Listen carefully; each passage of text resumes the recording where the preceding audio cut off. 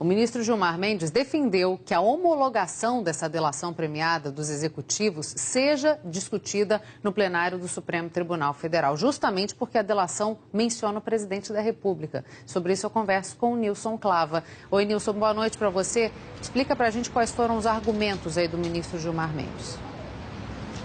Boa noite, Cecília. Boa noite a todos. Olha, o ministro Gilmar Mendes disse o seguinte, que uma delação premiada, ela até pode ser homologada previamente pelo ministro relator, só que depois ela deve ser referendada, confirmada pelo plenário do Supremo Tribunal Federal. Ele disse que essa discussão foi levantada desde as gravações de Sérgio Machado e que agora, nesse caso específico das gravações feitas por Joesley Batista, dono da JBS, essas gravações, elas envolvem diretamente o presidente da República, o presidente Michel Temer, e que, portanto, a homologação dessa delação específica deve sim ser rediscutida pelo plenário do Supremo Tribunal Federal. Lembrando aqui que essa é uma das estratégias de defesa do próprio presidente. Nos bastidores, a base governista já discute entrar com uma ação no STF, justamente questionando essas penas brandas dadas ao dono da JBS, Joesley Batista, em troca dessa delação premiada. Vamos ouvir então o que disse o ministro Gilmar Mendes.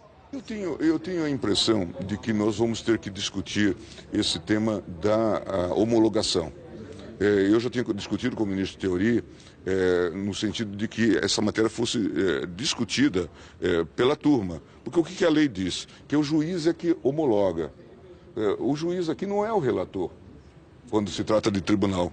É o próprio órgão. Portanto, ele pode até fazer a homologação prévia, mas sujeita a referendo. A mim me parece que, neste caso, que a delação envolve o presidente da República, certamente vamos ter que discutir o tema no próprio plenário.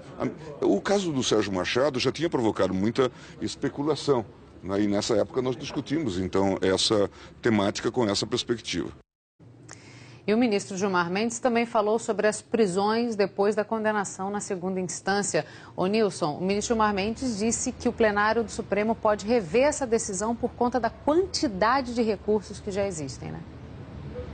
Exatamente, Cecília. Ele disse que apesar de você não ter uma previsão dessa revisão imediata da decisão tomada pelo STF, que há essa possibilidade de rediscutir, né, essa sentença, essa possibilidade de condenação a partir da segunda instância. Esse foi o argumento utilizado por Gilmar Mendes. Ele disse que se sensibilizou com os argumentos usados também pela Defensoria Pública, que diz que a maior parte das sentenças dadas em segunda instância é revisada lá pelo Superior Tribunal de Justiça. E esse posicionamento de Gilmar Mendes é importante porque em outubro do ano passado, quando o Supremo Tribunal Federal tomou essa decisão, ela veio por voto apertado, foram 6 votos a 5. E caso Gilmar Mendes mude de opinião, ele poderia alterar este placar, ou seja, então, impossibilitando a prisão a partir da condenação em segunda instância. Gilmar Mendes disse que o STF foi claro nessa sentença. Disse que a prisão a partir da condenação em segunda instância,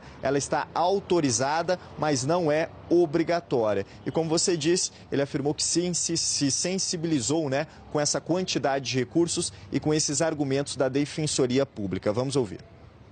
O Supremo foi claro, acho que as posições majoritárias, inclusive a minha, diziam que exatamente não havia a obrigatoriedade da prisão, era possível, né?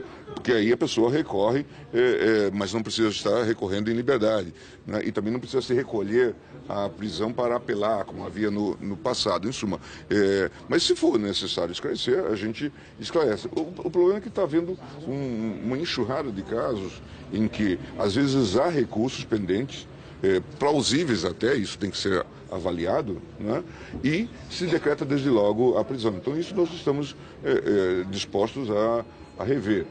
Manteria o mesmo entendimento, só que colocaria mais uma instância que examina essas questões. Quem me impressionou muito com esse argumento foi o grupo da Defensoria, que mostrou resultados estatísticos bastante plausíveis.